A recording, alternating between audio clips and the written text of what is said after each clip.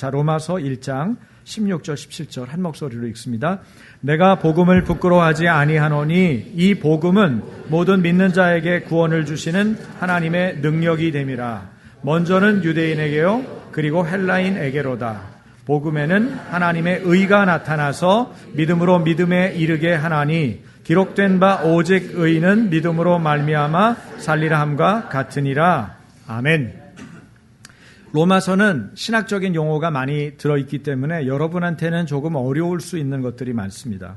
예를 들어서 여러분 중에 교회를 처음 다녀보거나 신앙생활을 하긴 했지만 이렇게 그냥 지나가면서 들은 분들 입장에서 볼 때는 다 어려워요. 복음도 어렵죠. 또 뭐가 어려워요? 구원도 어려워요. 능력도 어렵죠. 또 뭐가 또 어려울까? 하나님의 의도 어렵죠. 그렇죠? 믿음도 어렵죠. 믿음도 어려운데 믿음으로 믿음에 이르게 한다. 이건 또 뭔 얘기냔 말이죠. 예? 여기 의인도 나오죠. 전부 모르는 단어 투성이에요. 그렇죠? 여러분이 아는지 모르는지는 어떻게 아는지 아세요? 여러분의 6살짜리, 7살짜리 손주나 조카나 자녀가 엄마, 믿음이 뭐야? 하나님의 의가 뭔데? 그러면 당장 몰라요. 그렇죠? 제가 그걸 어떻게 알았겠어요? 저도 모르겠더라고. 아이들한테 설명하려니까. 예? 여러분이 아는 거를 아이한테 한번 얘기해 보려고 그러세요. 여러분, 제가 말했죠. 여러분은 모든 은사가 여러분에게 와 있다고. 왜? 은사의 주인이신 예수님을 믿을 때, 예수님을 임금과 구주로 믿을 때 은사의 모든 주인이신 누가 와 있어요? 하나님의 영 성령이 내 안에 와 계시잖아요. 그러므로 은사를 우리가 충실하게 사랑을 가지고 진리를 따라서 자꾸 해보면, 예를 들면 아이가 와서 기도해달라 그러면 아이 붙잡고 치유를 위해서 기도하고, 다른 분들을 섬기느라고 섬김의 은사를 활용하고, 누군가가 어렵게 됐다니 기도하면서 믿음의 은사를 활용하고, 여러분 가지고 있는 은사들을 다 쓸 수가 있어요. 근데 그런 것들을 자꾸 쓰다 보면, 자꾸 섬기는데 이것을 활용하다 보면 어떻게 돼요? 은사가 개발되는 거예요. 좀 더 강력하게 부어지는 거예요.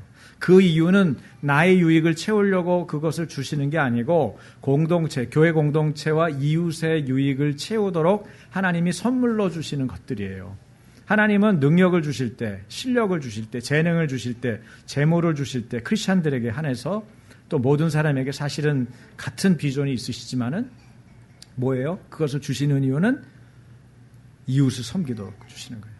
이웃을 사랑하도록. 하나님 사랑, 이웃 사랑, 이것이 뭐라고 그랬죠? 하나님의 나라가 이곳에 임하는 구체적인 방법이라고 제가 주기도 얘기할 때 여러분에게 강조해서 설명드렸어요. 하나님의 나라가 여기에 오소서, 주님 우리 가정에 하나님의 나라가 임하게 하여 주소서, 그렇게 말하려면은 두 가지를 해야 되네요. 하나님 사랑과 이웃 사랑을 내가 실천하고 적용할 때 그것이 수월하게 진행되는 거예요. 하나님의 방법, 원리를 우리가 아는 게 굉장히 중요하죠. 그래서 여러분이 이렇게 지금 모르는 단어들 투성이인 로마서를 시작하는데 그것도 1절에서 17절의 내용을 16절, 17절만 특별히 포커스를 맞춰서 그중에 복음, 믿는 자에게 주시는 하나님의 능력, 이런 내용으로 여러분하고 잠깐 말씀을 살펴보려고 합니다. 여러분, 복음만이 능력입니다. 복음은 모든 믿는 자에게 구원을 주시는 하나님의 능력이에요. 이것을 마음에 염두에 두고 복음이 왜 파워일까? 왜 복음이 하나님의 파워일까? 복음이 왜 모든 믿는 자에게 주어지는 능력일까? 왜 복음이 모든 믿는 자에게 주시는 구원을 주시는 하나님의 능력일까? 여러분이 이런 의문과 의문은 두 가지가 있죠. 하나는 문제 제기를 해서 그게 아니다라고 하는 부정적인 질문이 있고, 또 하나의 의문은 알려고, 배우려고, 갈급해서 깨달으려고 그렇게 구하는 의문이 있는데, 이 후자의 질문, 의문을 여러분이 가지고 나한테 좀 알려주세요. 하나님, 내가 좀 오늘 알기 원해요. 그런 사랑을 사모하는 마음을 가지고 들으면 하나님 말씀이 들리죠. 부족한 안목사를 통해서 여러분이 들려요. 그리고 여러분의 말씀이 되는 거예요. 그럼 하나님이 말씀으로 역사하는 거예요. 우리가 구할 때. 로마서는 바울이 쓴 책 가운데 가장 논리적이고 신학적인 책입니다. 그렇다고 로마서가 교리 모음집도 아니고 조직신학 어떤 책도 아니에요. 이렇게 오해하시면 안 돼요. 그렇게 말하는 사람도 있거든요. 목회자나 신학자 중에. 근데 제가 여러분에게 말씀드리고 이 배경을 설명하겠습니다만은 그렇게 이해하면은 우리가 이미 안경을 하나 끼고 보는 거예요. 성경을 볼 때는 자기의 사상과 배운 경험과 이런 걸 가지고 성경을 보는 태도는 굉장히 위험합니다. 사실 목사들이 그런 의미에서는 참 불편해요. 이미 어설프게 들었던 신학이나 성경적인 지식이 있기 때문에 성경을 순수하게 보기가 어렵거든요. 그런데 제가 말씀을 전하고 성경을 전하다 보면 한 번도 그걸 안 들었던 새가족이나 아니면은 우리 어린이들이 성경에 대해서 질문하거나 설명을 할 때 오히려 원체 탁월하고 많이 알고 있는 신학자보다 더 쉽고 분명하게 말씀이 증거되는 것들을 봐요. 하나님의 계시는 눈을 열어 보여주시고 마음을 열어 보여주시고 말씀을 감춰진 말씀을 열어 보일 때 보이는 것이기 때문에 우리가 하나님으로부터 지혜를 얻고 계시, 하나님이 비밀, 감추어진 것들을 열어 보이시는 그런 은혜가 있을 때 이 말씀들이 깨달아지죠. 그래서 그런 은혜를 사모하면서 말씀을 보면 좋겠는데요. 바울이 3차 전도 여행 때 이 여행을 끝마친 무렵에 AD 57년경 겨울인데 그때 고린도라고 하는 곳에서 약 3개월간을 머뭅니다. 사도행전 20장 3절에 나오거든요. 실제 그 얘기가. 근데 이 고린도에서 약 3개월간 머물렀을 때 바울이 로마에 있는 교회들에게 보낸 편지가 뭡니까? 로마서입니다. 그래서 로마서의 원래 원어적인 제목은 로마인들에게 이런 거예요. 로마서가 아니고 로마인들에게, 로마에 사는 사람들에게 보낸 거예요. 이 책이요. 그래서 로마서 16장에 보면은 로마서 16장의 내용을 우리가 다 들춰보지는 않겠습니다만 수요일 날 공부하는 분들하고는 잠깐씩 봤거든요. 근데 바울이 로마에 있는 예배 초소, 적어도 로마서 16장을 살펴볼 때는 5군데는 더 된다. 그렇지 않겠어요? 여러분, 처음에 복음이 들어가는 곳에는 이렇게 교회를 지어서 함께 모여서 예배할 수가 없어요. 우리가 인도에 있는 교회를 돕잖아요. 인도에 있는 교회들, 농촌과 어촌에 있는 10대 후반에 있는 아주 젊은, 가난하지만 어렵지만 열정적인 복음의 사람들이 있어요. 그 교회에서 담임 목사가 추천을 해요. 그러면 우리 선교사님이 그들을 받아가지고 1년 반을 공동체에 머물게 하고 숙박 다 책임지고 말씀 묵상부터 성경 해석이나 성경을 이해하는 방법이나 이런 부분들을 다 지도를 해요. 뜨겁게 기도하는 법도 알려줘요. 성령도 다 받아요. 그래가지고 이 친구들이 무려 1년 반 만에 뭐가 돼요? 사역자가 돼가지고 자기네 그 교회가 있었던 쪽으로 가는 거예요. 그래서 가서 가정에 자기가 가정이 중심이 되든 남의 가정이 중심이 되든 가정에 자기 집에서 사람들을 초대해가지고 그들에게 복음을 전하는 거예요. 1년 반 동안 경험한 하나님을 이들이 이야기하기 시작하는. 놀랍지 않습니까, 여러분? 여러분 지금 10년 되고 5년 된 분들 나가서 그렇게 하시라고 그러면 하실 수 있겠어요? 저 시골에 아무 교회도 없고 예수 믿지도 않는 아무도 없고 힌두교나 이슬람이나 뭐 이런 거 믿는 사람들 틈새에 들어가서 그거 하라면 하겠어요? 쉽지 않단 말이에요. 근데 10대 후반의 청소년들, 청년들이 가가지고 그 일을 하는 거예요. 그런데 성령님이 어떻게 역사해요? 그래서 7명이 모이고 10명이 모이고 20명이 모이고 30명이 모여요. 어떤 데는 70명이 모여요. 전에는 우리가 도왔던 교회 하나는 70명 모였던데 한 군데는 200명이 모였던데 그러니까 사람이 버글버글한 거예요. 근데 거기는 예수를 믿어도 건물이 없어요. 그럼 건물이 없으면은 힌두교인들이나 이슬람교인들이 약간 근본주의 신앙을 갖고 있는 사람, 그 사람들 다 그런 건 아닌데 근본주의적으로 막 너무 과격한 신앙인들이 있어요. 그 사람들이 와가지고 행패를 부리는 거예요. 사역자는 멱살 잡고 뭐 아무도 없을 때 폭행해가지고 막 등도 다 까지고 다리도 부러뜨리고 이러는 거예요. 피도 흘리는 거죠. 예수 믿는다는 이유로 핍박받는 거예요. 근데 그런 걸 다 감수하면서 지탱을, 가정교회를 자전거를 타고 조금 괜찮아지면 오토바이를 타고 몇십 킬로를 달려가면서 가정마다 복음을 전하는 거예요. 근데 이 사람들이 나중에 신앙이 두터워지면 모이자고 그래요. 교회를 이루자고 얘기해요. 자기들이. 그러면 누가 땅을 기증해요. 그러면 땅을 기증하고 사람들이 몇십 명이 되면 그때 한국 선교사가 그때 그거를 기점으로 해서 하나님께 여쭙는 거예요. 하나님, 이 지역에 교회가 필요한데요. 그래서 우리 교회가 2군데의 건물을 짓는데 기여를 했어요. 우리 교회 오셨던 분이 하기도 하고 우리 교회 교인 중에서 하기도 하고 그래서 지금 그쪽에 카르나타카 주에 교회가 우리 교회 이름으로는 안 붙였어요. 제가 그런 걸 싫어하기 때문에 그렇지만 그 교회들 이름을 붙이고 거기에 이제 버젓하게 몇백 명이 모이는 우리랑 비교가 안 될 정도의 인원과 그 자기 건물을 갖고 있는 우리는 건물이 없지만 건물이 꼭 필요한 인도 지역에 건물을 준 그런 은혜가 있었어요. 할렐루야. 그런데 여러분 사도 바울이 똑같았다는 거예요. 사도 바울이 복음을 전하러 로마에 간 건 없어요. 간 적이 없어요. 이 사람도 안 갔고 베드로도 안 갔어요. 그런데 보니까 예배 처소가 5군데나 된다는 거예요. 들리는 얘기가 있어요. 이 사람들은 자생적으로 생겨난 교회예요. 어떻게 생겨났냐? 오순절에 이 사람들이 예루살렘으로 유대인들이니까 먼 땅에 있어도 한 번 정도는 예루살렘에 가고 싶어요. 예루살렘 성전을 보고 싶거든요. 거기 가서 오순절을 지키고 싶어요. 유대교를 믿었던 사람들이니까. 근데 그 사람들이 여기 왔다가 무슨 일을 경험해요? 120명이 마가의 다락방에서 기도하다가 오순절 성령 강림 사건을 경험한 엄청난 경험을 합니다. 성령님이 마가의 다락방에 오셔가지고 120명 한 사람 한 사람을 터치해요. 성령이 임한 거예요. 얼마나 강력하게 임하는지 그 당시에는 우리가 지금 사용하는 일반적인 방언이 아니라 외국어 방언을 이 사람들이 하는 거야.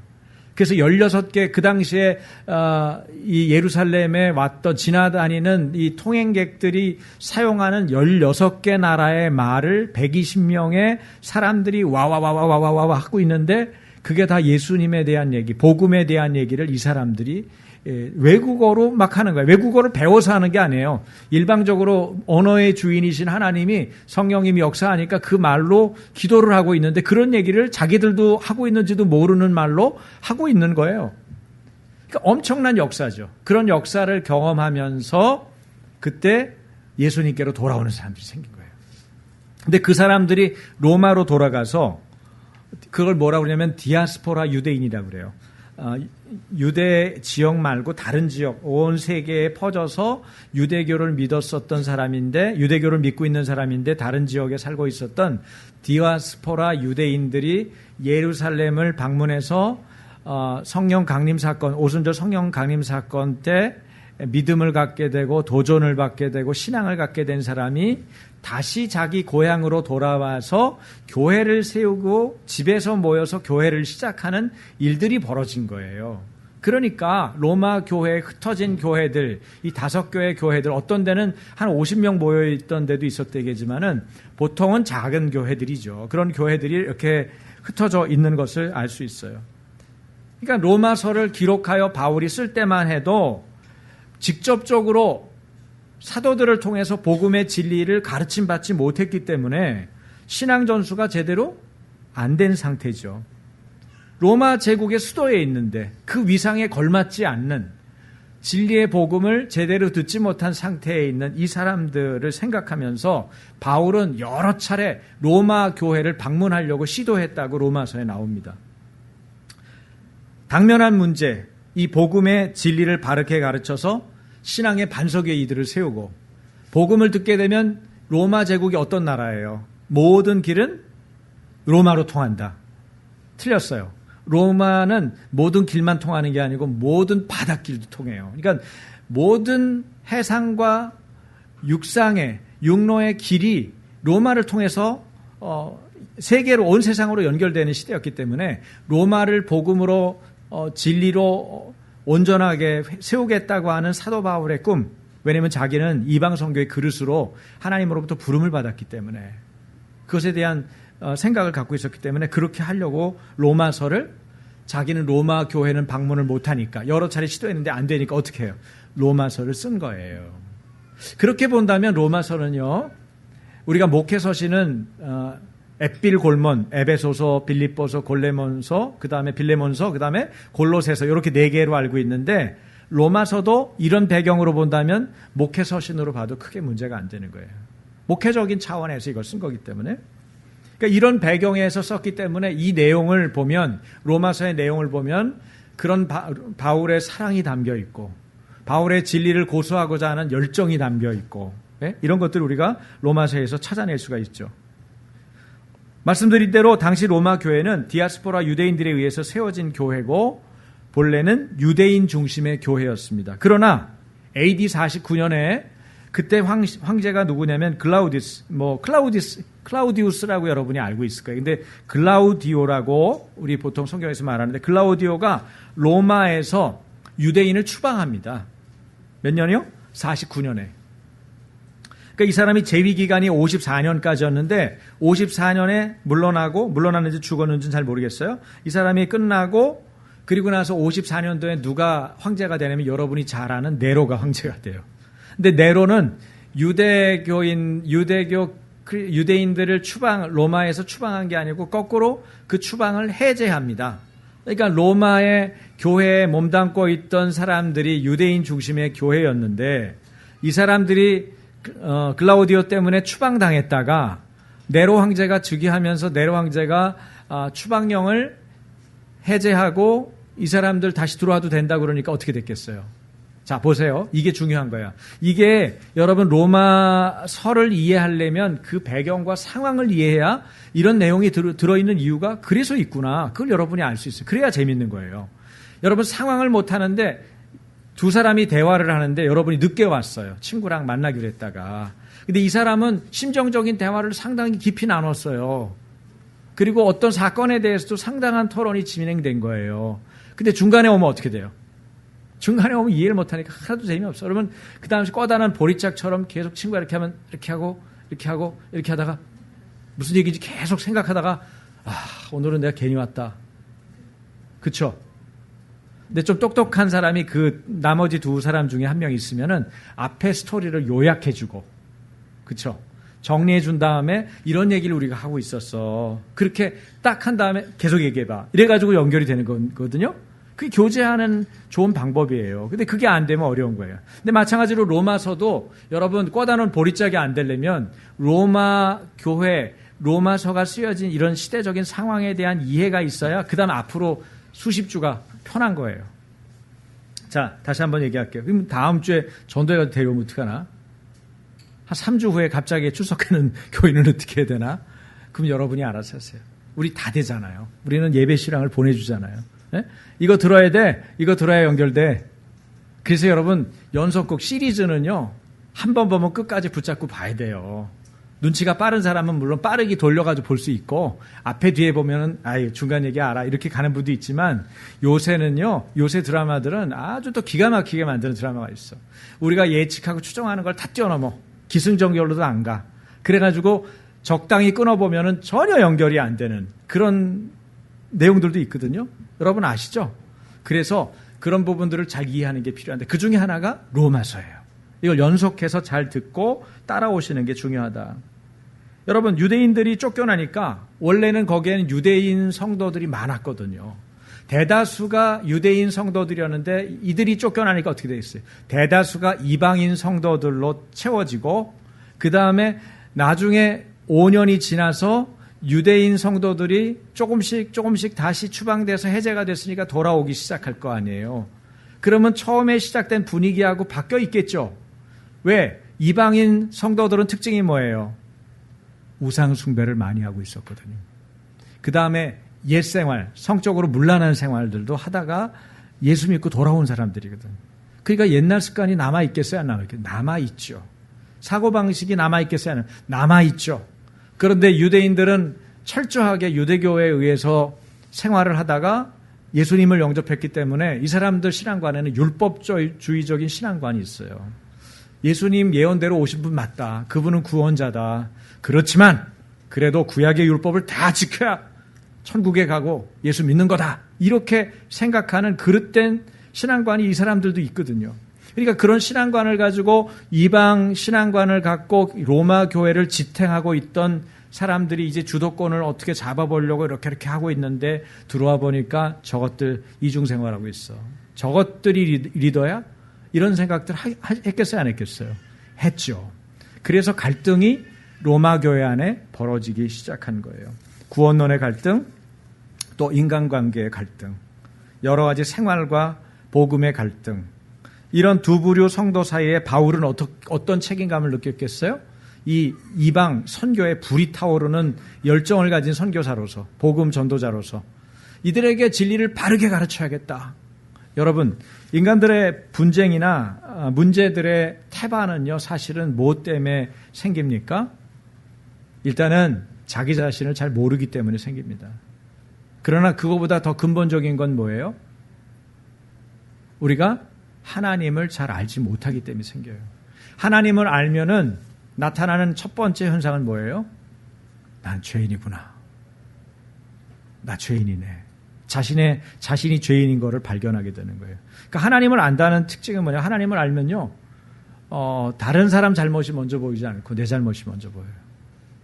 지금 내 앞에서 다른 사람이 잘못했는데도 그 사람 잘못이 먼저 보이는 게 나도 저랬는데 이런 생각이 먼저 들어요. 여러분, 따라서 해보세요. 나는 본질상 진노의 자녀다. 에베소서와 로마서는 바울 서신의 큰 두 가지 중요한 서신서예요. 근데 지금 에베소서 했죠? 과거에 우리 교회에서. 이 본질상 진노의 자녀라고 하는 것도 에베소서에 나오는 거예요. 근데 자기가 본질상 진노의 자녀이기 때문에 지옥 가야 마땅한 놈이다, 이거를 알고 있어야 하나님의 은혜를 경험해요. 자기는 그런 거 관계없이 내가 얼마나 정직하게 살았는데, 죄송한 얘기지만 제가 그런 생각을 했어요. 왜냐면 제가 범생이라니까요. 별로 말썽 안 일으키고 큰 사고 안 일으키고 시키는 대로 하고, 아니 시키기도 전에 하고, 그런 애들의 문제점은 뭐예요? 내가 다 해볼 수 있다. 내가 뭘 잘못했는데, 다른 놈 더 나쁜 짓 많이 해. 근데 내가 왜 거기 끌려가서 야단 맞아야 돼? 이런 생각이 안에 있기 때문에 자기 의에 충천돼 있어요. 그러니까 하나님의 의는 뭡니까, 여러분? 네? 양풀 예배 때 여러분 하던데 대답해 보세요. 하나님의 의는 하나님께서 나를 받아들여 주는 거예요. 하나님이 나를 받아주는 거예요. 원래 한문 의자 자체가 뭐예요? 양에다가 나 아자잖아요. 네? 내 위에 하나님의 어린 양이 있는 거야. 뭐 하고 있어요? 피 흘려 돌아가셨죠. 피 흘려서 그 피로 나를 씻기고 계시는 거예요. 그러니까 하나님의 아들이니까 하나님이 죽으시고 나를 씻기셨으니까 내 죄가 깨끗함을 입고 속량을 받아가지고 그분과 나의 관계의 채널이 열리는 거예요. 관계의 채널이 열렸으니까 대화의 채널이 열렸죠. 대화의 채널이 열리니까 여러분이 마음껏 하나님, 아버지, 하늘에 계신 우리 아빠, 그렇게 기도할 수 있는 거죠. 어림도 없었던 일이잖아요. 어떻게 불러요? 들리지도 않아요. 죄인의 소리는 듣지 아니하시나니라. 주님 그러잖아요. 죄인의 소리를 안 들으시는 분인데 어떻게 우리가 기도하겠어요? 그분하고 어떻게 함께 있어요? 자리도 같이 못해요. 너 와 있어, 나 간다. 이 자리에 너 있어서 내가 임재 안 한다. 우리가 그럴 수밖에 없는 죄인이잖아요. 그런데 하나님이 날 받아주셔서 내가 그럴 수 있는 거예요. 하나님의 의, 이것은 전적인 하나님의 은혜죠. 하나님이 선물로 주신 거죠. 그리고 하나님과 나 사이의 관계가 열린 거죠. 채널이 열리고 관계가 열리니까 대화가 되는 거죠.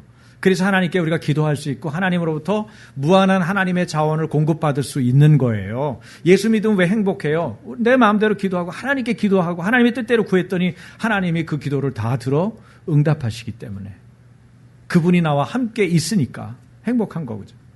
그거를 경험하는 게 기도의 응답이에요. 그래서 경험한 사람들이 여기서 하나님은 이렇게 위대하세요, 하나님이 내게 이런 일을 행하셨어요, 그게 뭐예요? 간증이에요. 오늘 김현옥 권사님 얘기한 것처럼. 저는 김현옥 권사님이 9년 동안 아이 없이 지내다가 아이를 왜 별 방법을 다 해서 구했는데 얻지 못했잖아요. 네? 밤새도록 고기를 낚았는데 잡은 게 없었잖아요. 네? 밤만 샌 게 아니라 몇 년을 그랬던 거 아니에요. 얼마나 좌절감이, 허다한 돈, 허다한 의사들을 찾아다니면서 낭비했던 재물은 또 얼마나 많았으며, 시간은 얼마나 많았으며, 마음은 얼마나 많았으며, 고통은 얼마나 심했겠어요. 그런데 하나님이 예화만 주신 게 아니야. 하나님이 예화 주셨어도 하나님이 고치신 건 맞아요. 네? 깨끗하게 녹이시고 깨끗하게 치유하셔서 아이를 주신 건 맞아요. 그런데 하나님은 얼마나 확실한 줄 아세요? 하나님의 완전한 치유를 보이려고 예화 다음에 예수님을 주신 거예요. 연거푸. 네? 할렐루야. 여러분, 김현옥 권사님은 하나님이 사랑하시는 분이 아니에요. 우리 모두를 하나님이 그렇게 사랑하세요. 저 사람 일이지 내 일은 아니야.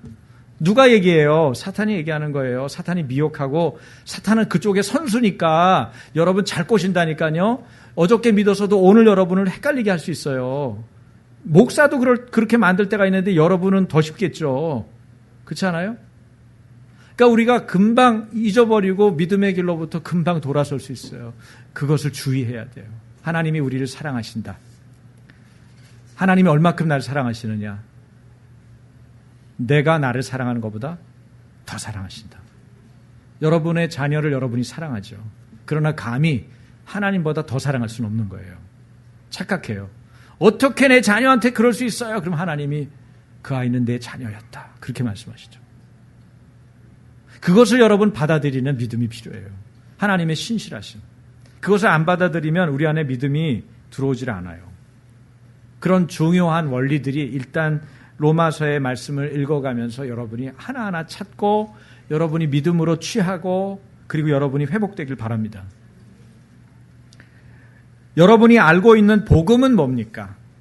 오늘 이 복음에 대한 얘기를 하려고 그래요. 유앙겔리온이라고 그래요. 보통 복음 그러면 유앙겔리온. 이 복음이라고 할 때는 하나님 나라의 도래에 대해서 예수님이 얘기했죠. 하나님 나라가 가까이 왔다.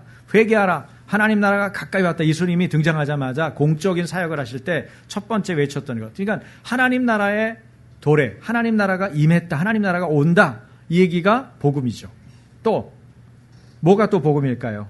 예수님께서 우리 인간들에게 모든 인간에게 주시는 구원의 소식. 이것이 복음이죠. 또 뭐가 복음일까요?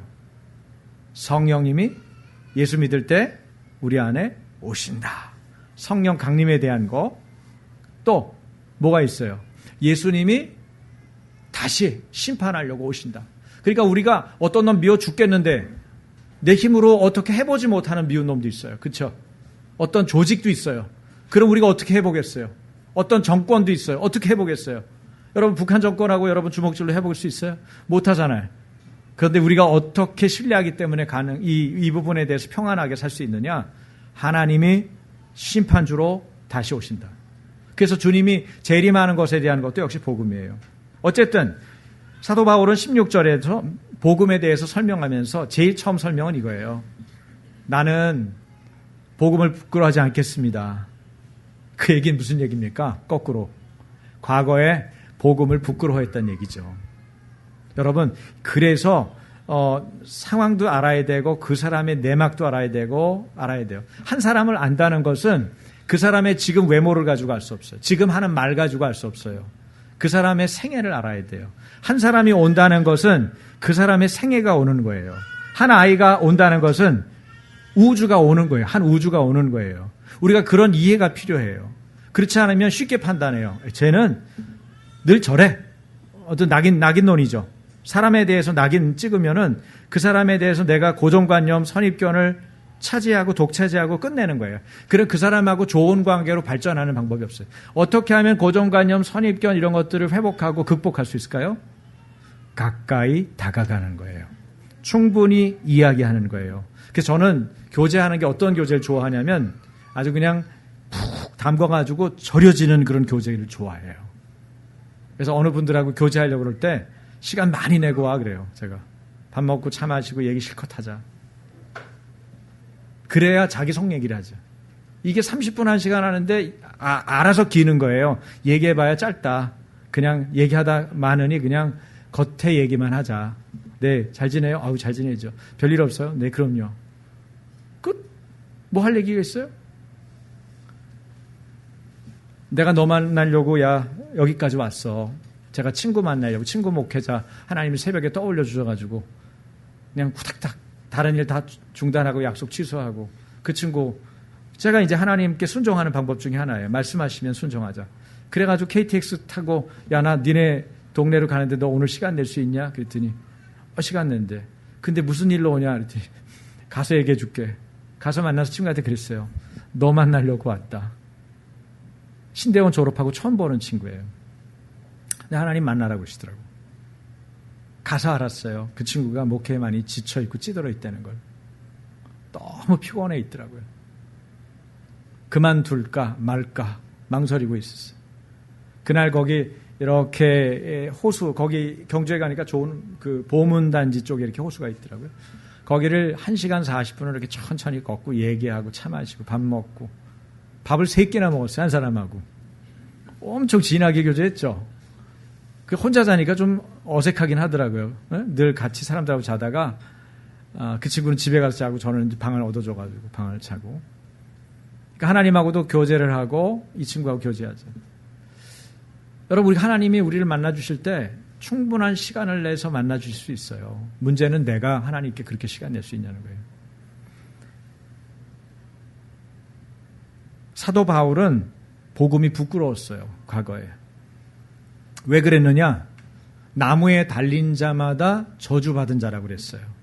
그런데 예수가 어떤 자예요? 나무에 달렸잖아요. 십자가에 달렸어요. 잘못해가지고 극형당했잖아요.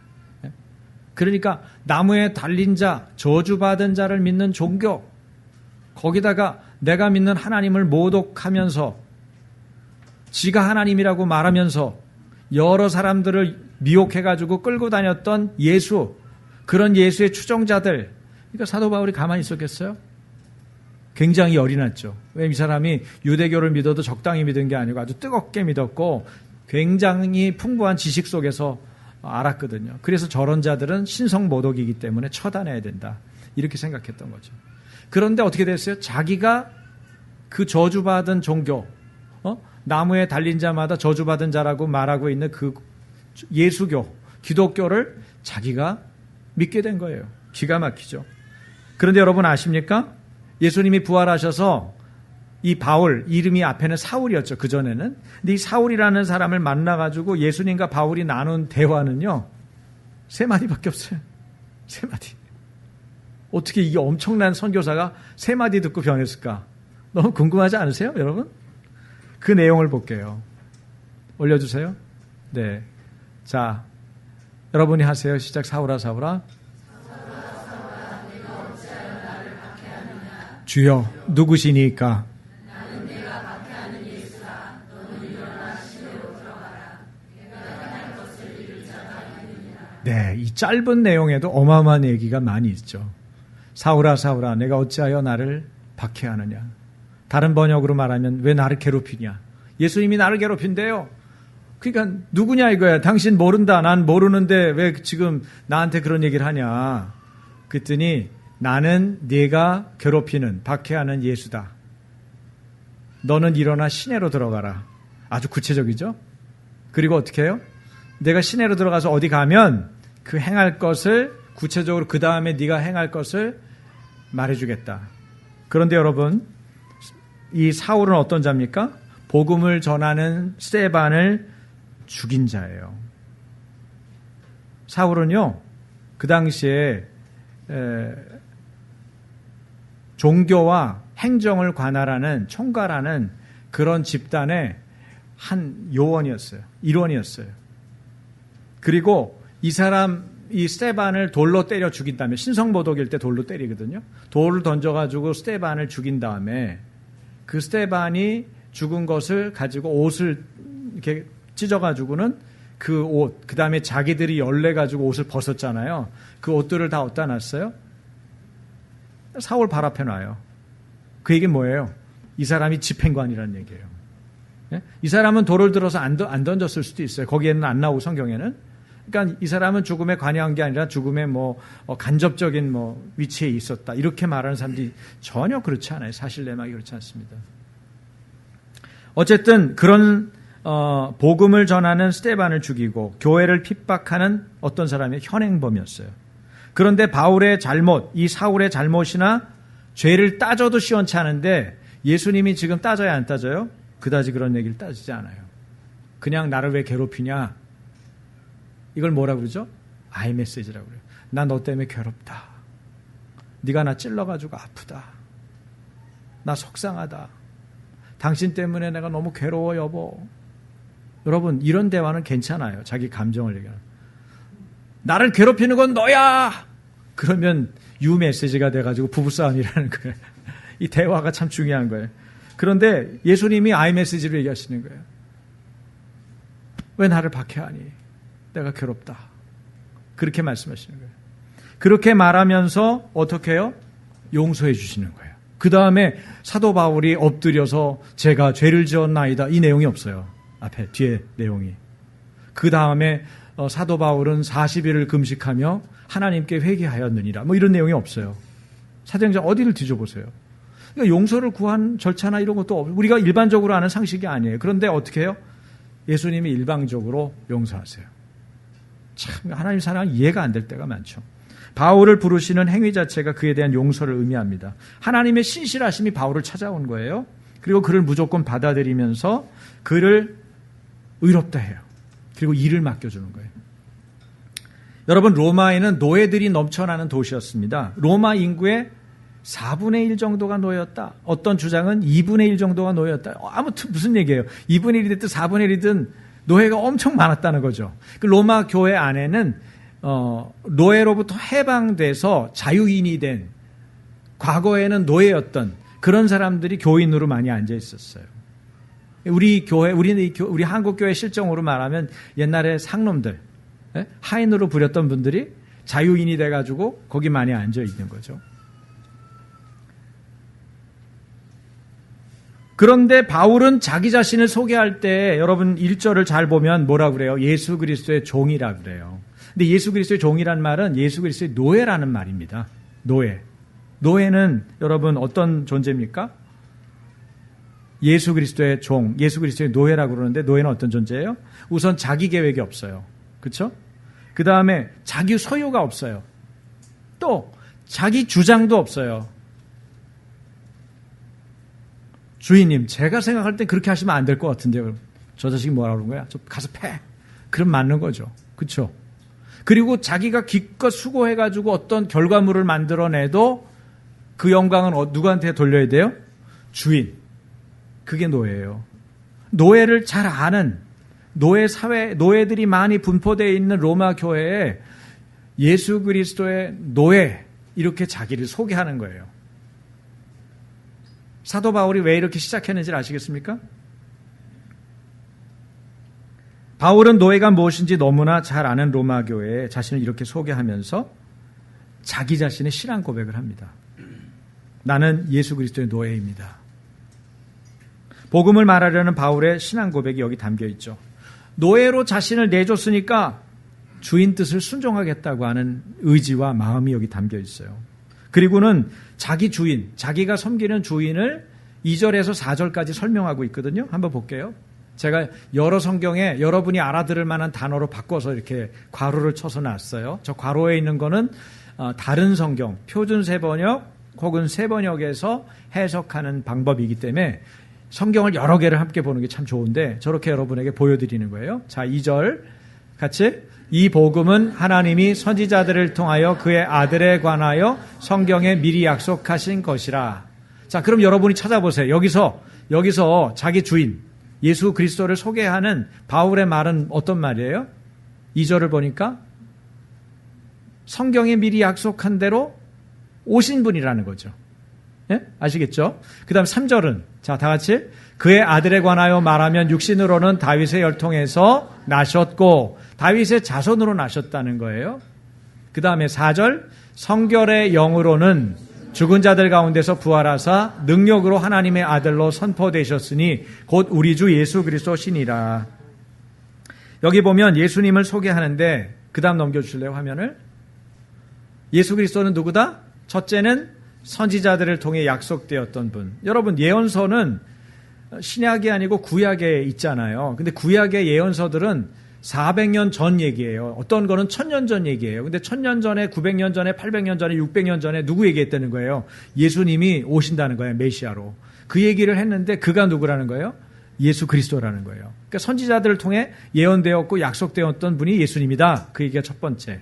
자기 주인을 소개하는 거죠. 두 번째는 다윗의 자손.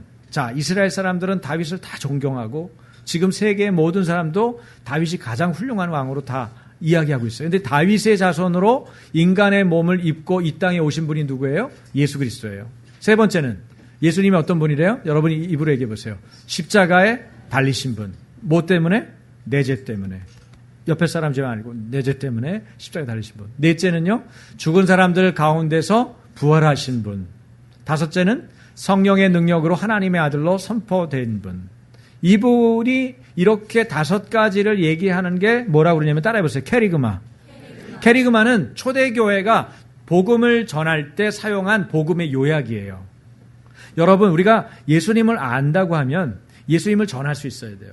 예수님을 알면 예수님이 뭘 전할 건지를 결정하셔야 되는데, 초대교회는 이 5가지를 가지고 있었던 거예요. 예수님은 우리가 아는 구약대로 약속한 분인데, 여봐, 여기 이렇게 써있지? 이렇게 오신 분이야. 말하죠? 그 다음에 예수님은 다윗의 자손이야. 요셉의 아들이시잖아. 그리고 인간의 몸을 입고 이 땅에 오신 분이지. 3번째는 바로 너와 나의 죄 때문에 십자가에 달린 분이고, 4번째는 죽은 사람들 가운데 부활하신 분이야. 5번째는 성령의 능력으로 하나님의 아들로 선포되신 분이지. 이렇게 이야기를 하는 거예요. 여기에 살을 붙이면 좀 긴 간증, 긴 복음이 되는 거고, 여기 살을 안 붙이고 이 중에 하나만 선택할 수도 있죠. 상황에 따라서. 그렇게 전해왔던 거예요. 초대교회가 복음을 전할 때. 물론 십자가와 부활이 복음의 핵심 가치입니다. 그러나 이 십자가와 부활만 전하면 마치 우리가 예수 믿고 천당 가는 것만 목표인 것처럼, 예수 믿고 천국 가는 것만 우리의 삶의 모든 것인 양 착각하고 있을 수가 있어요. 그런데 예수 그리스도의 생애와 교훈을 통해서 우리가 뭘 배우기를 원할까요? 하나님이 어떤 분이신가? 어떻게 하나님하고 함께 살 수 있는가? 어떻게 그분을 사랑할 수 있는가? 이것을 설명해주고 말해주는 내용이 뭐예요? 로마서예요. 아시겠습니까? 그래서 여러분이 로마서 강해를 듣고 로마서를 계속 풀어나갈 때 하나님 더 사랑하게 되시기를 바랍니다.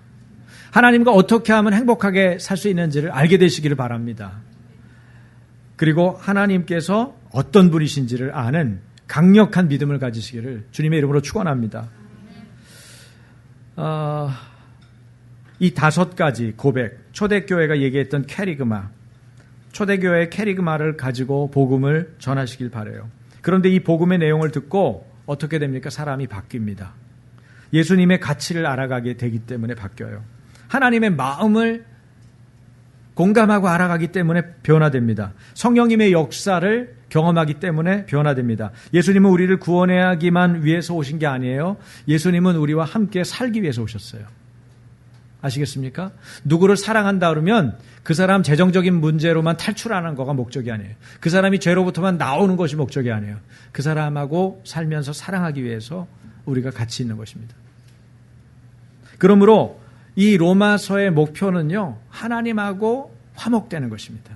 하나님하고 행복하게 사는 것입니다. 이것이 로마서가 쓰여진 목적이라는 걸 여러분 아셔야 돼요. 믿음에서 삶이 빠지면 아무것도 남은 게 없어요. 여러분, 로마서 1장 5절입니다. 다 같이. 우리는 그를 통하여 은혜를 입어 사도의 직분을 받았습니다. 그것은 우리가 그 이름을 전하여 모든 민족이 믿고 순종하게 하려는 것입니다. 무엇을 위해서 복음을 전합니까? 여기 써 있어요. 믿고 순종하게 하려고. 믿게 하려고로 그치지 않아요. 믿고 순종하게 하려고. 예수님은 유언하셨죠. 뭐라고 그래요? 가르쳐 지키게 하라.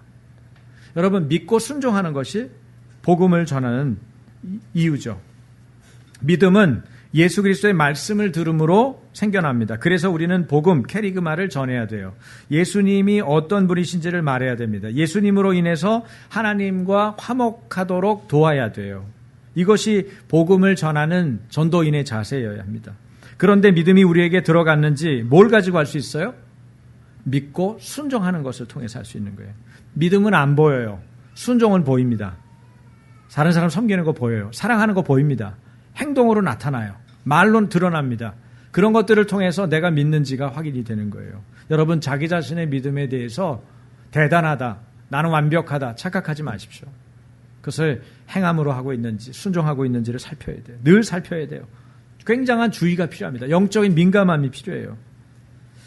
믿음은 우러나오는 복종을 이끕니다. 억지가 아니라 즐겨내는 순종입니다. 그래서 구원에 이르는 회개를 하게 하죠. 남의 잘못이 아니라 자기 잘못에 주목합니다. 내 자존심이나 성취가 아니라 주인의 영광에 집중해요. 내가 이거를 이렇게 했을 때 하나님의 영광을 향해서 갈 수 있냐? 그거에 방해되냐? 이게 그렇게 중요한 거예요. 왜? 우리는 노예이기 때문에. 예수 그리스도의 노예이기 때문에. 노예는 자기 생각이 없어요. 자기 성취가 없어요. 자기 소유가 없어요. 자기 계획이 없어요. 아침교회는 예산이 없습니다. 예산 계획이 없어요. 교육 계획이 없습니다. 그런 거 안 해요. 제가 그런 거 안 한다 그러면 제 동기들이 다 놀랄걸요? 왜? 제가 그걸 늘 하던 사람이니까. 완벽하게 콘티까지 완벽하게 짜는 사람이에요. 물론 한 가지를 주님이 말씀하셔서 실행에 옮길 때는 계획을 세웁니다. 그때는 이 일이, 그런 전략이 필요하고 계획이 필요하니까. 주님이 말씀하셨으니까. 그러나 예산 계획을 짜놓으면 그 예산에 맞춰서 일을 하고 있는 나를 발견해요. 주님께 안 여쭤봐요. 내가 예산을 짰잖아요. 참 쉽지 않은 일이에요. 예산 안 짜고 그럼 불안해서 어떻게 사냐? 그래서 하나님을 믿어. 무슨 얘기인지 아시겠어요? 불성실한 게 아니에요. 계획이 없는 게 아니에요. 더 치열하게 계획을 주님께 여쭈어요. 주님, 그 다음 스텝은 어떻게 해야 돼요? 주님, 지금 아이들이 늘고 있어요. 오늘 여러분 지금 본 예배에도 저 끝자리까지 거의 찼죠? 위도요, 40명 정도가 이렇게 앉아 있는데 여러분 신경 쓸 거 없어요. 그럼 더 불편해, 저분들이. 이렇게 방석 이렇게 깔고 의자에 쫙 애들이 앉아 있죠? 앉아 있는데 제가 주님 어떻게 해야 돼요? 그래서 질문이 딱 나오더라고요. 예? 그런데 말씀은 왜 이렇게 잘 들어주는 거야, 애들이. 제가 절제해야 되는데, 그치, 손성만 선생님.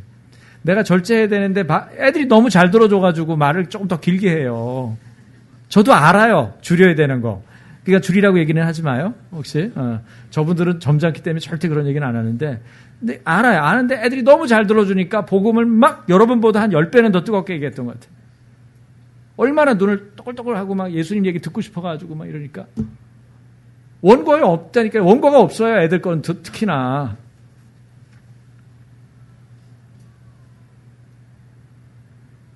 복음 때문에 권사님 얘기한 거랑 동일한 저도 여기 표현을 썼는데, 자청하여 귀를 뚫은 노예처럼 스스로 하나님과 하나님의 말씀에 매이기를 희망해야 됩니다. 로마서의 두 기둥은 믿음과 순종입니다. 따라서 해보세요. 로마서의 두 기둥은 믿음과 순종이다.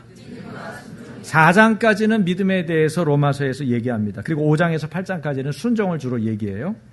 구약에서 믿음은 뭡니까? 행동입니다. 행함이 없는 믿음은 안고 빠진 찐빵이에요. 여러분 찐빵 좋아하세요? 안고 빼보세요. 누구야? 왜 이거 안고 빼고 만들었어? 당장 화나죠. 안고 먹으려고 온 건데. 무슨 맛입니까? 열매를 봐야 그 나무가 나쁜 나무인지 좋은 나무인지 알 수가 있는 것 아닙니까? 열매가 뭡니까? 삶입니다. 열매가 삶이에요. 믿음으로 사는 행함입니다. 그러니 믿으면 삶이 바뀝니다. 안 바뀐 이유는 안 믿기 때문입니다. 믿었다고 착각하지 마십시오. 머리로만 동의한 거예요. 주인이 예수님으로 바뀌었기 때문입니다. 그래서 자신은 물론이고 가정과 사회가 바뀌는 거예요. 여러분의 가정이 바뀌고 있죠? 할렐루야! 잘 되고 있다는 징조입니다. 열매를 맺고 있는 겁니다. 그리스도의 노예라는 증거예요. 그것이 복음입니다. 복음은 하나님의 능력입니다. 우리에게 구원을 주시는 하나님의 능력, 누구도 막을 수 없는 변화입니다. 은혜가 무엇입니까? 복음이 전해지고 믿고 순종해서 구원받은 사건 전체를 말합니다. 따라서 은혜 받은 사람으로 우리는 이렇게 살아야 돼요. 말씀을 행하는 사람.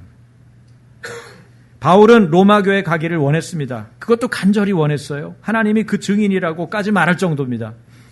보세요. 로마서 1장 9절이죠. 다 같이. 내가 그의 아들의 복음 안에서 내 심령으로 섬기는 하나님이 나의 증인이 되시거니와 항상 내 기도에 쉬지 않고 너희를 말하며. 저도 여러분 얘기 맨날 합니다. 여러분, 제가 좋은 데 가면은 제일 먼저 얘기하는 게 여러분이에요. 여기 우리 성도님들이랑 같이 왔으면 좋겠다. 밥이 맛있으면 이 밥 우리 성도들하고 같이 먹으면 좋겠다. 그러니까 미쳤나 봐. 맨날 그런 얘기를 하니까 야, 너는 좀 그냥 왔으면 네 얘기나 하고 편하게 좀 쉬어. 뭐 보면 좋아가지고 야, 우리 성도들하고 다 같이 봤으면 좋겠다. 미친 거지. 여기 전도에 미친 것처럼. 예수 믿으면 무엇인가에 미쳐요. 특별히 제가 여러분에게 강력하게 도전하기는 서로를 사랑하는 일에 미쳤으면 좋겠어요. 제게 주신 어떤 부르심 같은 건데 저는 사랑하지 못하면 못 견뎌요. 누구를 미워하거나 용서하지 못하면 안 살고 싶어요. 굉장히 힘들어요. 다 그러는 줄 알았어. 다른 분들도. 근데 그렇지는 않더라고요. 그러니까 저에 대한 어떤 부름이죠. 근데 우리 하나님은 크리스천들에게, 그리스도인들에게 동일하게 이 부름에 대해서는 동일하게 말씀하신다고 생각해요. 우리 사랑하는 일에 미치면 좋겠어요. 진리를 가지고 진리 안에서 사랑으로 행하는 것, 진리와 함께 기뻐하는 게 사랑이거든요. 여기 보니까 심령으로 섬긴다 이렇게 말했어요. 이 사람이 그냥 말한 게 아니에요. 그의 아들의 복음 안에서 내 심령으로 섬기는 하나님 이렇게 표현하거든요. 심령으로 섬긴다는 게 뭐예요? 여러분 로마 교회는 당시에 이방 그리스도인들이 대다수였어요. 극도로 타락했죠. 우상 숭배를 겸하여서 지내는 거예요. 예습관들이 그대로 남아있어요. 지 가지고 있는 나쁜 것들 다 그대로 가지고 예수도 또 믿는 거예요. 그러다가 안 되면 또 지가 가지고 있는 거를 또 토해내는 거예요. 아, 얼마나 힘들겠어요. 자기 제일 힘든 건 당사자예요. 네? 여러분 누가 여러분을 공격하면은 아십시오. 저 사람 참 힘들겠다. 여러분한테 누가 막 욕설을 쏟아놓으면 저 사람 많이 힘든가 보다. 그 생각부터 먼저 하면 여러분이 뭐한 사람이에요? 성령 받은 사람 분명한 거예요. 제가 확신하건대 성령 받은 분이 분명한 거예요. 그리고 성령이 여러분의 본성을 장악하고 있는 거 분명한 거예요. 그런 생각이 먼저 나는 분이 있거든. 그거는 여러분 힘으로 안 된다는 걸 아셔야 돼요. 근데 예수님이 그 사도 바울이 예수 그리스도의 복음 안에, 복음의 진리 안에서 하나님을 성령으로 새롭게 된 마음으로 예배하길 기대하거든요.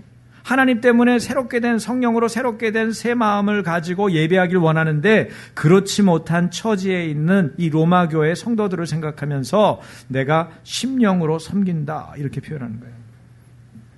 그래서 이 사람이 가지고 가겠다는 무기가 하나 있어요. 그게 뭐예요? 신령한 은사. 내가 가면 신령한 은사를 가지고 가겠다 그렇게 말해요. 교회를 섬기는 은사를 말합니다. 뭘까요? 바로 복음이죠. 여러분 다른 사람을 섬기는 가장 강력한 섬김은 복음입니다. 복음을 전하는 거예요. 신령한 은사는 복음입니다. 말씀과 우리 교회 버전으로 말하면 말씀과 성령이에요. 사도의 가르침을 받고 교회는 어떻게 됐어요? 초대교회는 견고해졌어요. 복음이 강력하게 증거됐습니다. 여러분 교회가 복음 안에서 강력해지면 가정들은 어떻게 될까요? 가정들은 전부 다 건강해집니다. 할렐루야. 교회와 가정의 비전은 연결되어 있어요. 밀접하게 연결했어요. 교회가 정신 차리면 나라가 건강해집니다. 교회가 정신을 못 차렸기 때문에 나라가 혼미한 거예요. 나라의 위정자 누가 잘못했어, 누가 정권이 잘못했어, 아무개 정부가 문제야. 여러분 사실 얘기할 것도 없어요. 교회가 시원치 않으니까 그런 거예요.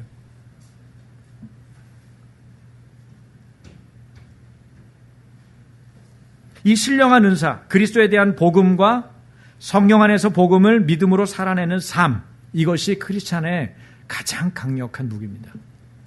그러므로 내 안에 있는 나의 복음이 건강한가, 나는 분명한가, 확신 가운데 전하고 있는가, 그래서 그것이 믿음으로 삶으로 살아내지는가, 그것을 확인하셔야 합니다. 그렇다면 믿음은 또 뭡니까? 여러분 믿음은요 항상 현재 진행형이에요. 그러니까 믿는 자 그러면은 현재 믿고 있는 사람을 말하는 거예요. 과거의 왕년에 굉장한 믿음을 가졌던 사람 아무 소용없어요. 네? 여러분 혹시 과거에 이렇게 뒤에다가 죄송합니다. 한 분도 어떤 분인지 정확하게 잘 모르니까 신뢰가 되면 여러분 얘기가 아니라고 생각하고 지나가세요. 명함 뒤에다가 여러분의 믿음의 내력을 적을 만큼 왕창 적을 수 있는 사람이었으면 그거 이 시간에 다 버리십시오. 믿는 자란 지금 믿고 그 믿음을 실행에 옮길 수 있는 사람을 말해요. 내가 지금 현재 믿고 있는 사람. 복음은 이처럼 복음을 믿고 그 말씀에 동의하며 절대 순복하는 모든 사람에게 구원을 주시는 하나님의 능력입니다. 이것이 우리를 하나님께 받아들여지게 해요. 그러면 하나님은 우리를 뭐라고 그래요? 받아들여 주셨으니까 너 의롭다 그렇게 말해줘요. 그게 무죄선언이에요. 예? 여러분이 과거의 행적이 중요하지 않아요. 사울은 우리보다 더 했잖아요. 스데반을 죽였다니까. 복음을 전하는 스데반을 죽였어요. 그 죽인 집행관이에요. 그리고도 더 잡아내려고 가고 있는 길이었잖아요. 그런데 그 사람도 용서받았어요. 그러니까 사울이 뭐라고 그래? 바울이 된 다음에 자기는 죄인들의 괴수라고 얘기하는 거예요. 나는 이런 자입니다. 자기를 밝혀요. 왜? 자기가 받은 은혜가 너무 크니까. 저는 아침교회를 할 만한 인물이 아니에요. 교회 담임 목사가 될 사람이 아닙니다. 그릇이 아니에요. 우리 형제들 중에서 만약에 목사가 되고 신학교를 갈 만한 사람이 있으면 저 빼고 나머지 다예요. 저는 안 되는 거였어요. 그런데 하나님이 저를 신학도 하게 하고 목회도 하게 하고 개척도 하게 하고 교회를 하게 하신 거예요. 그 교회도 말아먹는 교회가 아니라 성장하는 교회가 되게 한 거예요. 어떻게 이해할 수가 있습니까? 하나님의 긍휼이 아니고서. 자격이 없는 자에게. 그러니까 제 친구들은 다 알아요. 제 실력 때문에 된 게 아니라 하나님 은혜 때문에 된 거를. 하나님과 나 사이에 나를 하나님이 의롭다라고 얘기하시고 너는 의인이라고 말해주기 때문에 대화의 채널이 열리는 거예요. 관계가 터지는 거예요. 그렇기 때문에 내가 기도하면 하나님이 내 기도를 들으시는 거예요. 할렐루야. 그래서 믿는 자의 기도를 하나님이 들으시는 거예요. 믿는 자가 손을 얹은 적 낫는 거예요. 그러므로 여러분 자신에 대해서 과소평가하지 마십시오. 여러분이 스스로 결정하고 선택할 수 있는 게 많아요. 내 안에 주님이 와 계시기 때문에 그 주님이 주신 축복을 따라서 여러분의 건강도 유지하시고 가족들의 건강도 확보하시고 그리고 여러 가지 필요한 부분도 구하시고 나라를 위해서도 기도하시고 특별히 교회를 위해서 교회 지도자를 위해서 여러분이 반드시 기도하셔야 돼요. 여러분은 복음 때문에 하나님께 받아진 사람이 되었습니다. 복음의 능력입니다. 여러분 모두가 여러분 자신만을 위해서가 아니라 이웃을 위해서, 교회를 위해서, 또 여러분이 아는 지인들을 위해서 마땅히 여러분 자신을 하나님께 드리시기를 바랍니다. 여러분 로마서 1장 16절 17절 읽고 기도하겠습니다. 같이 믿음을 가지고 읽겠습니다. 내가 복음을 부끄러워하지 아니하노니 이 복음은 모든 믿는 자에게 구원을 주시는 하나님의 능력이 됨이라. 먼저는 유대인에게요 그리고 헬라인에게로다. 복음에는 하나님의 의가 나타나서 믿음으로 믿음에 이르게 하나니 기록된 바 오직 의인은 믿음으로 말미암아 살리라 함과 같으니라. 그냥 제가 기도하겠습니다.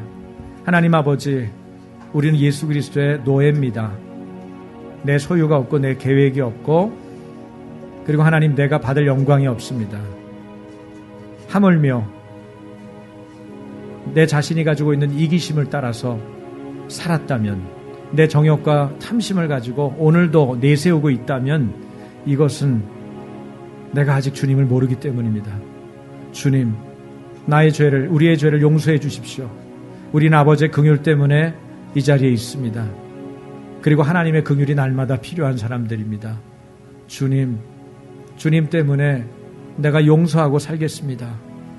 주님 때문에 사랑하고 살겠습니다. 주님 때문에 하나님 불평하지 않고 감사하며 살겠습니다. 주님 때문에 하나님이 명하시는 그 일에 나의 인생을 걸겠습니다. 그 부르심을 따라서 믿음으로 행진할 수 있도록 성령님 우리를 붙잡아 주십시오. 성령님 우리를 사로잡아 주십시오. 성령님 우리가 주님과 함께 가게 해 주십시오. 우리가 가던 길에서 주님이 함께 우리와 계시는 것을 보게 해 주시고 주님 우리와 함께 살기 원하시는 것처럼 우리도 주님과 함께 살기 원하기 때문에 하나님 나라를 날마다 추구하는 하나님의 남녀 종들 다 되게 하여 주옵소서. 하나님 이분들의 가정을 축복합니다. 일터를 축복합니다. 막혀있는 기도를 축복합니다. 하나님 다 뚫리게 하여 주옵소서. 어떤 막혀있는 기도의 제목도 다 뚫릴지어다. 예수 이름으로 명하노니 그것을 막아서고 방해하는 더러운 악한 귀신들 나사렛 예수 이름으로 떠나갈지어다. 주님 사랑하는 성도들 가정과 일터에 복을 주시고 삶의 모든 길에 주님 동행하여 주십시오. 우리는 복음 때문에 의인 삼아주신 하나님의 사람들입니다. 하나님 특별한 은혜 속에 아침교회를 시작하게 하시고 아침교회가 여기까지 온 것도 아버지의 은혜입니다.